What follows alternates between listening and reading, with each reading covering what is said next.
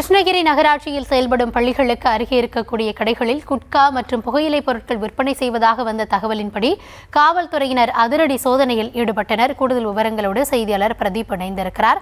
பிரதீப், விவரங்களை வழங்கலாம். கிருஷ்ணகிரி நகராட்சிக்கு உட்பட்ட அரசு மற்றும் தனியார் பள்ளிகளின் அருகே உள்ள சில கடைகளில் குட்கா மற்றும் புகையிலை பொருட்கள் விற்பதாக கிருஷ்ணகிரி உட்கோட்ட சரக டிஎஸ்பி ராமச்சந்திரனுக்கு ரகசிய தகவல் வந்த அடிப்படையில் இன்று கிருஷ்ணகிரி டவுன் போலீசார் மற்றும் டிஎஸ்பி தலைமையிலான போலீசார் திடீர் ஆய்வு மேற்கொண்டனர்.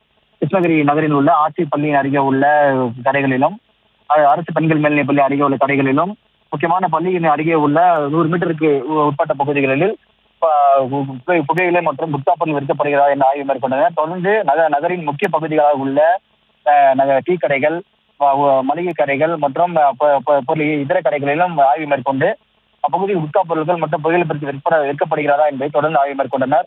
மேலும் இந்த ஆய்வில் எந்த பொருளும் கிடைக்காத நிலையில் அப்பகுதியில் உள்ள கடைகளின் உரிமையாளர்களுக்கும் விற்பனையாளர்களுக்கும் எச்சரிக்கை விடுத்தனர். இப்பகுதியில் 18 வயதுக்கு உட்பட்ட மாணவ மாணவிகளுக்கு எவ்வித குட்கா பொருள் மற்றும் புகையிலை பொருள் விற்கக்கூடாது. மேலும் யாராவது குட்கா பொருட்கள் விற்கப்பட்டால் இன்னும் கடும் நடவடிக்கை எடுக்கப்படும் எச்சரித்தனர். இந்த சம்பவத்தால் கிருஷ்ணகிரி நகரில் சற்று நேரம் பரபரப்பு ஏற்பட்டது. விவரங்களுக்கு நன்றி பிரதீப்.